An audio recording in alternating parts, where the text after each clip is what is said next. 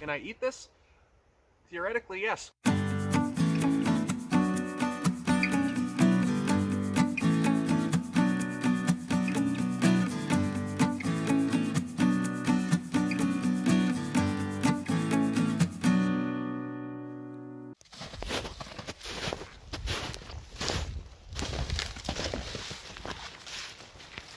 Welcome back to another Backwoods Boys episode, guys.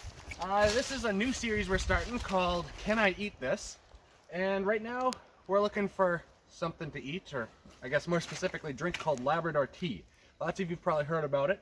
We're not sure exactly where in this area it is, but we know that this is the area it likes to grow. It likes to grow in this black spruce sort of bog area. The other name for it is bog tea. So we're definitely in the right area.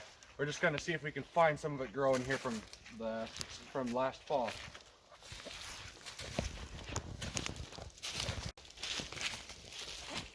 So we're looking for the Labrador tea or bog tea, I guess are the common names. Ledum greenlandicum / rhododendron greenlandicum are the scientific names. The taxonomy has changed a little bit in the years, so whether it's the ledum or the rhododendron genus, it's the same plant, just different names.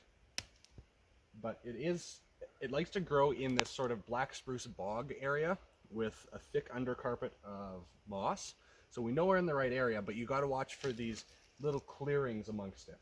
So you kind of look not where it's super dense, but where there's a little bit of space with some moss, and you try and spot these little green plants growing. They're green all year round, with green upper leaves, and so that's what you're looking for, these little shrubs. And actually, I see one right up here.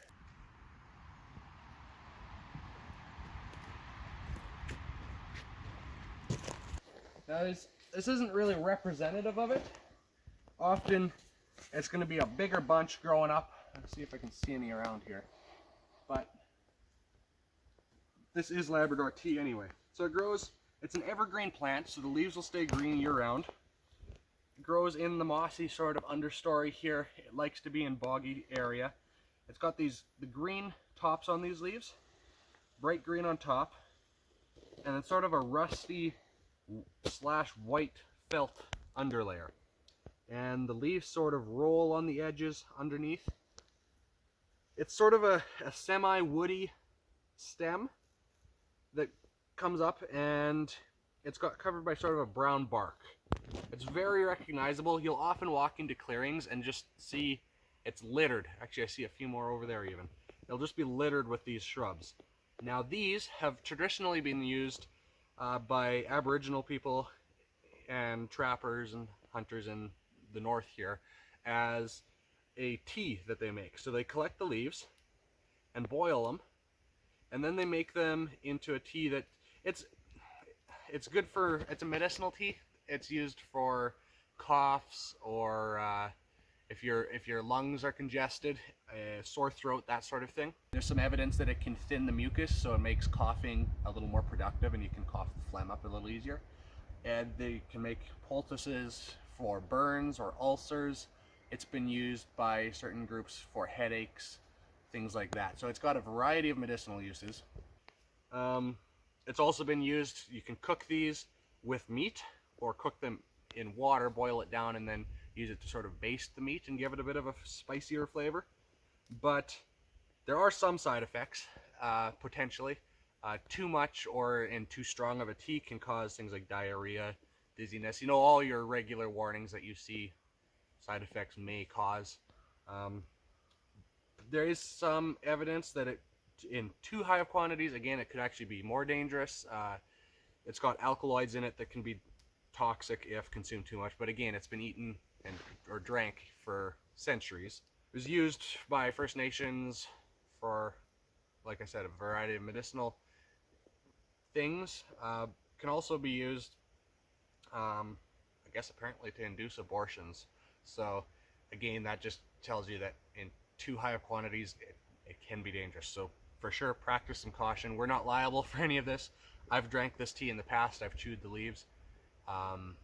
It's a nice thing to know that if you're in the bush and you want to make a tea, this is an option, but I definitely would not recommend going crazy on it and drinking copious amounts.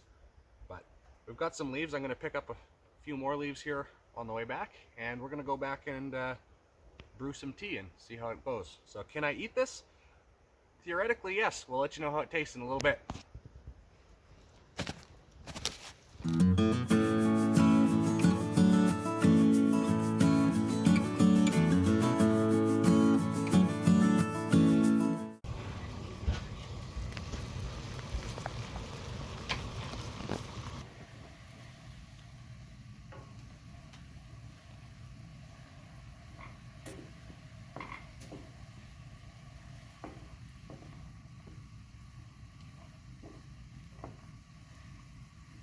I think it's done.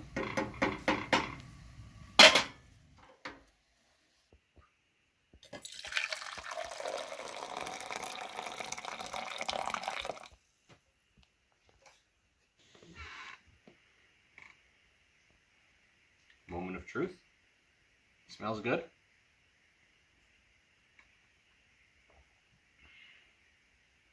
It tastes really good. It's kind of a weak mint flavor. Yeah, not a problem at all to drink. I'd highly recommend it, but not if you are pregnant, because obviously that's not a good mix with this. So can I eat this? Well, you can drink it anyway. Make sure to like, comment, and subscribe for more of this. This is a new series. We're going to have lots of different featured plants, animals, things like that on Can I Eat This? See you next time.